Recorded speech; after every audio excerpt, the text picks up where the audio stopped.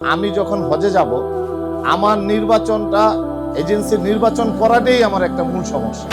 লাব্বাইক আল্লাহুম্মা লাব্বাইক, লাব্বাইক লা শারীকা লাকা লাব্বাইক, ইন্নাল হামদা ওয়ান নি'মাতা লাকা ওয়াল মুলক লা শারীকা লাক। এটা আমি দুইটা বিষয়ে একটু কথা বলি। সেটা হলো যে আমাদের হজের সফরগুলোতে সমস্যাটা আসলে কোথায়।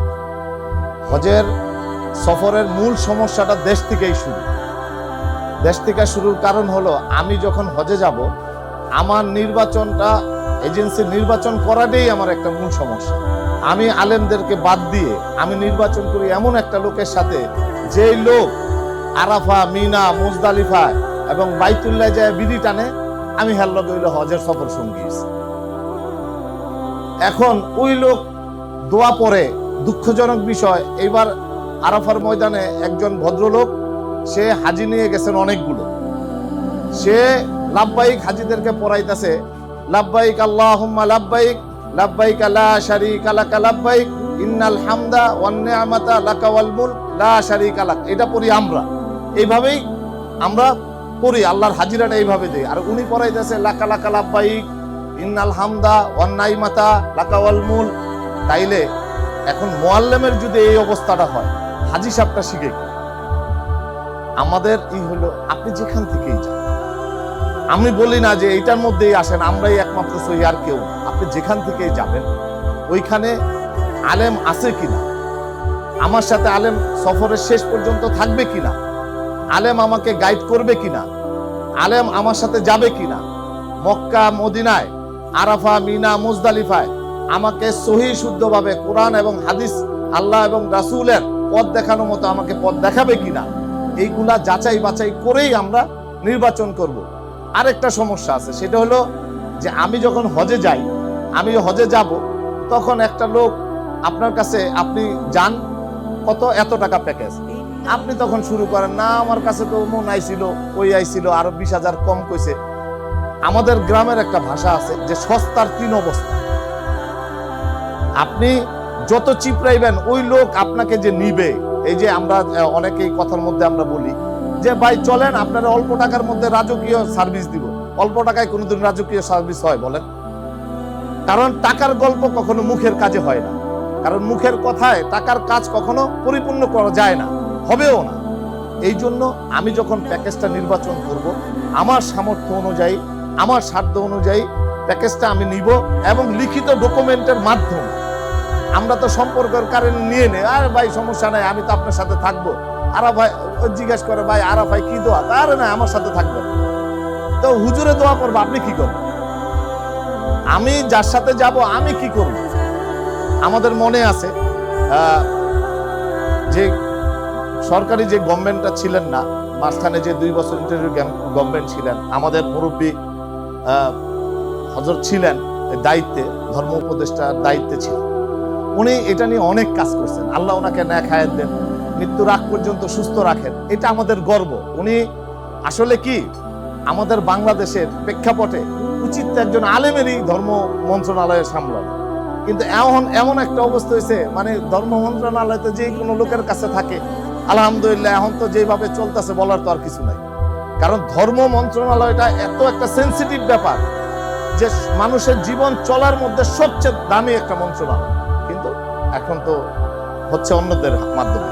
তো আমি যেটা বলতেছিলাম, আমি যখন হজের নিবন্ধন করব, তখন আমি নির্বাচনটা করব এইভাবে, আলেমদের সাথে যেন আমার সফরটা হয়, এবং তাদের সাথে লিখিতভাবে আমি ডকুমেন্ট করব। এখন দেখা গেছে কি হয়, আপনি আমার কাছে আসলেন, আমি ডাইরেক্টলি বলি, আমার কাছে আসলেন, আমি বলে দিলাম 20 টাকা। আপনি চিন্তা করলেন রোয়ার কাছে 20 টাকা কইছে, আজ আমি আরেকজনের কাছে যাই, উনি বললো ভাই 15 টাকা, কোনো অসুবিধা নাই। এত সুন্দরভাবে আপনারা রাখবো, আপনি চিন্তাই করতে পারবেন না। আপনি চলে গেলেন, যাওয়ার পরে এখন আপনি দিলেন টাকা পয়সা দেওয়ার পরে একটা টাইম চলে আসলো, হজের ফ্লাইট ভাই জিজ্ঞেস করতেছেন কবে? এই তো ভাই হয়ে যাবে। ভাই কবে যাবেন? এই তো ভাই হয়ে যাবে। তো হয়ে যাবে করতে করতে 15-20 দিন পার করছে। পার করার পরে এখন সে নতুন আরেকটা কথা শুরু করছে যে ভাই টিকিট বিচার তো একটু দামের কারণে আমি তো কমে নিয়ে ফেলছিলাম, বুঝি নাই, আরো 40,000 টাকা করে লাগবে। এখন আপনি কই যাইবেন? দিবেন না? আপনি দিতেই হবে, কারণ আপনি তো সবার বাসায় দাওয়াত খেয়ে ফেলাইছেন, হজে যাবেন কইয়া, হাদিয়াও নিছেন, এরপরে আপনি দিতে বাধ্য। তখন কি হয়েছে? 20 টাকার জায়গায় 22 টাকা পড়ছে, কারণ আমার নির্বাচনটা সঠিক ছিল। আমি নির্বাচনটা করার সময় আলেমদের সাথে ইনশাআল্লাহ পরামর্শ করেই করব। আরেকটা হলো যে তারকে বলে নিবেন, লিখিত নিবেন যে আমার হজের সফরে হক্কানি আলেম থাকবেন কি, ওই আলেম আমাকে গাইড করবেন কি। এরপরে আপনি বাসার দূরত্ব, খাবার কি দিবে, কিভাবে রাখবে, এক রুমে কয়জন রাখবে, আপনি লিখিত নেন। ওইখানে যে আপনি এহরাম অবস্থায় হোটেলে নামার পরে, আবরার ভাই হোটেলে নামার পরেই একটা শুরু হয়ে যায়, দাঁড়ায়া এই চাবি দেন, মিলাইতাছি দিতাছি। এই যে প্রথমেই এহরাম অবস্থায় আপনি বাইতুল্লাহ জীবনের প্রথম গেছেন, যাই এই ঝগড়া শুরু। কারণ আমার কাছে লিখিত না থাকার কারণে আর উনার সাথে আমার কথার বনিবানা না হওয়ার কারণে প্রথম থেকেই ঝামেলা স্টার্ট। এইগুলা এড়ানোর জন্য আমরা লিখিত নিব। আমিও নিরাপদ থাকবো, যার সাথে আমি যাচ্ছি তার সাথেও আমি নিরাপদের আচরণ করব। তারপরে আমরা বাসায় যখন উঠি, উঠার পরে আমরা তোয়াফ করতে যাই। একজন ভালো আলেম, একজন ভালো গাইড আমার সাথে না থাকার কারণে আমি তোয়াফে নামার আগে, তোয়াফের মসজিদ হারামে ঢুকার সাথে মানে শুরু হয় যখন, যেখান থেকে হারামে ঢুকা 79 number gate, Abdul Aziz gate, উনি একটা মোবাইল বাইর করা বা শুরু, উনি একটা মোবাইল বের করা, এবার সেলফি উঠানো শুরু। এই উঠাইতাছে, পাঠাইতাছে। বাইতুল্লাহর মতো এত বড় একটা জায়গা, ওই জায়গার মধ্যে দাঁড়ায়া উনি ওনার বেপরদা বিবিরে ফোন দিছে, উনি বিবিরে বাইতুল্লাহ দেখাইতেছে আর উনার বিবিরে মোবাইলে সবাই দেখতেছে। কারণ কি? আপনাকে এই মাসলাটা সে বলে নাই যে আপনি বাইতুল্লাহ যায়া এই আমল করেন না। আপনি বাইতুল্লাহ যায়া এই কাবা ঘরের সামনে বইসা আরেক হাজি সাহেব জিজ্ঞেস করেন না, ভাই আপনি কত দাইছেন, আপনারা কি খাওয়ায়, আলু ভর্তার সাইজটা কতটুকু, এই মাসলা তো আপনার বলেন। কারণ বাইতুল্লাহর মতো জায়গায় একবার সুবহানাল্লাহ বললে 1 লক্ষ বারের নাকি। আপনি ওই জায়গায় যাই আরেকজনকে জিগাইছেন আপনি কত দাইছেন, ধরেন আপনি 20 টাকাটা গেছেন, হ্যাঁ 18 টাকাটা গেছে, আপনি 2 টাকা ফেরত দিবেন?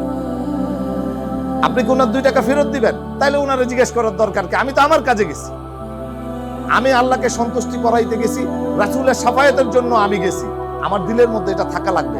এই গাইডনেসটা ভালো করে না থাকার কারণে আর এই হাজি সাহেবদের সাথে আলেমদের এই যে গাইডের যে মাসলা মাসাইলের ব্যাপারটা আছে, এটা আছে, এইটা সুন্দর এবং লিখিত না থাকার কারণে, সফরে আলেম না থাকার কারণে আমার হজটা দেখা গেছে ফরজটাই আমার পরিপূর্ণ আদায় হচ্ছে না।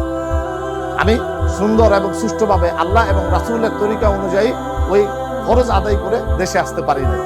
আমাদের আবদার থাকবে, আপনারা আমাদের সম্বন্ধে, আমাদের ব্যাপারে শুনছেন, Nusuk Al Haramain tours and travels, আমাদের প্রত্যেক মাসেই ওমরার 4টা কাফেলা থাকে এবং আমাদের হজের যেই দায়িত্বটা পালন করেন সাফা ট্যুরস অ্যান্ড ট্রাভেলস আমিন ভাই, উনি আমাদের হজের গাইডলাইন এবং হজের সার্বক্ষণিক ভিসা এগুলার কাজ আমরা একসাথে করে থাকি। এবং আলহামদুলিল্লাহ আমরা এর মধ্যে ঘুরে আসছি, হাজি সাহেবরাও ঘুরে আসছেন। আল্লাহর অশেষ মেহেরবানি যে হাজি সাহেবরা ঘুরে এসে সন্তুষ্ট, এটা আমাদের সবচেয়ে বড় পাওয়া। এর চেয়ে বেশি আমাদের আর কিছু দরকার নাই। এবং আল্লাহ তাআলা, আপনারাও দোয়া করবেন আল্লাহ তাআলা যেন আমাদেরকে মৃত্যুর আগ পর্যন্ত হাজি সাহেবদের খেদমতটা শুধু আল্লাহ এবং তার রাসূলের সন্তুষ্টির জন্য করানো, আল্লাহ যেন আমাদেরকে করান।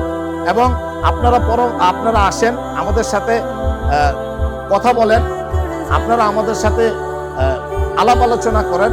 এবং আলহামদুলিল্লাহ এটা আমরা অনেক মানে মন থেকে মানে একটা শান্তি পাই যে আমাদের সাথে আলহামদুলিল্লাহ রেজাউল করিম আবরার ভাই আছেন, আলেমে দ্বীন, আলহামদুলিল্লাহ বলিষ্ঠ কণ্ঠস্বর এবং ন্যায় নীতির ব্যাপারে উনি আলহামদুলিল্লাহ একদম মজবুত অবস্থানে থাকেন।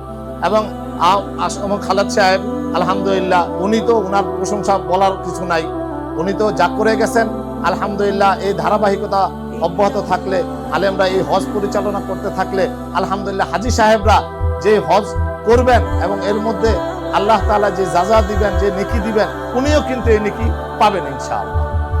তাইলে আমরা আল্লাহ তাআলার কাছে আমাদের জন্য দোয়া করবেন, আমরা যেন আল্লাহ এবং তার রাসূলের পথ দেখানোর মতো হাজি সাহেবদের খেদমত করতে পারি। আমরাও দোয়া করব আল্লাহ তাআলা যেন বাইতুল্লাহ একজন সহি আলেমের মাধ্যমে আপনাকে বাইতুল্লাহ নিয়ে বাইতুল্লাহ জিয়ারত করে একটা হজ্জে মাবরুর নসিব করেন। আমিন। ওয়া আখির দাওয়ানা আলহামদুলিল্লাহি রাব্বিল আলামিন।